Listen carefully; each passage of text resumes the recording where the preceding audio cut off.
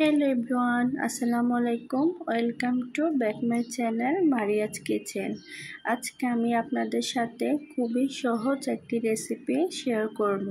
সেটি হচ্ছে বেগুন আলু দিয়ে ইলিশ মাছের ঝোল। এটা রান্না করতে যেমন সহজ এবং খেতে কিন্তু ভীষণ মজা। গরম ভাতের সাথে খেতে খুবই ভালো লাগে।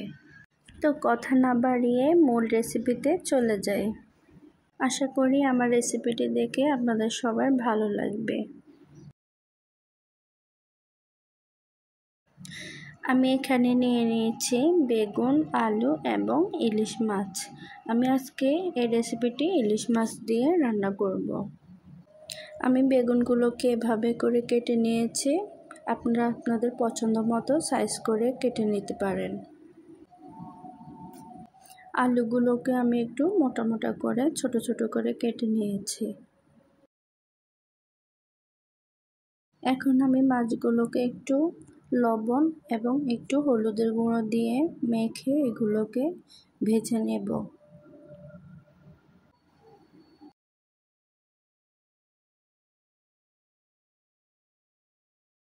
এখন আমি চুলায় একটি প্যান বসিয়ে এখানে সামান্য পরিমাণ তেল নিয়ে নিচ্ছি।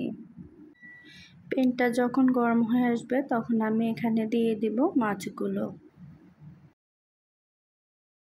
মাছগুলো দেওয়া হয়ে গিয়েছে। এখন আমি এগুলোকে হালকা আঁচে ভেজে নেব। ইলিশ মাছটা আপনি যত বেশি ভাজবেন তত কিন্তু খাবারের টেস্টটা কমে যাবে।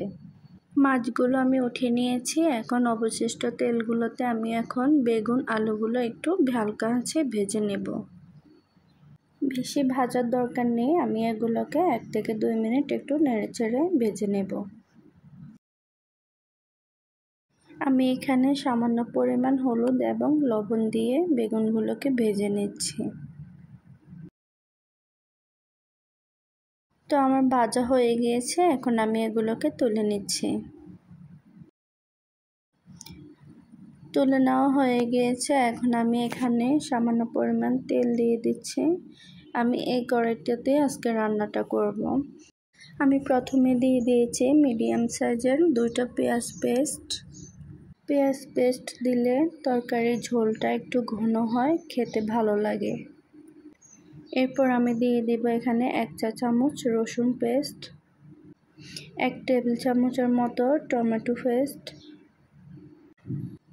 দিয়ে দিচ্ছি 1/2 চা চামচের মতো হলুদের গুঁড়ো, 1 চা চামচের মতো লাল মরিচের গুঁড়ো, 1/2 চা চামচ জিরার গুঁড়ো, দিয়ে দিচ্ছি স্বাদ মতো লবণ। এরপর আমি এগুলোকে ভালো করে নেড়েচেড়ে মিশিয়ে নিচ্ছি।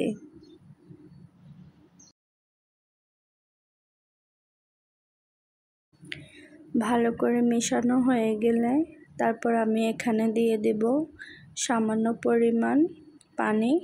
দিয়ে আমি এগুলোকে একটু নেড়েচেড়ে মিশিয়ে একটা ঢাকনার সাহায্যে 2 মিনিটের মতো কষিয়ে নেব। কষানো হয়ে গিয়েছে। আমি ঢাকনাটা সরিয়ে এখন এগুলোকে একটু নেড়েচেড়ে নিচ্ছি। তারপর এখানে আমি ভেজে রাখা আলু এবং বেগুনটা দিয়ে দেব।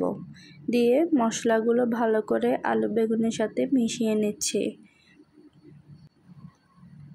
মেশানো হয়ে গেলে আমি এখানে পরিমাণ মতো পানি দিয়ে দেব। দিয়ে আলু এবং বেগুনটাকে সেদ্ধ হওয়ার জন্য 5 মিনিটের জন্য একটা ঢাকনা দিয়ে ঢেকে দেব। 5 মিনিট হয়ে গিয়েছে। আমি ঢাকনাটা সরিয়ে নিচ্ছি। এখন আমি এখানে মাছগুলো দিয়ে দেব।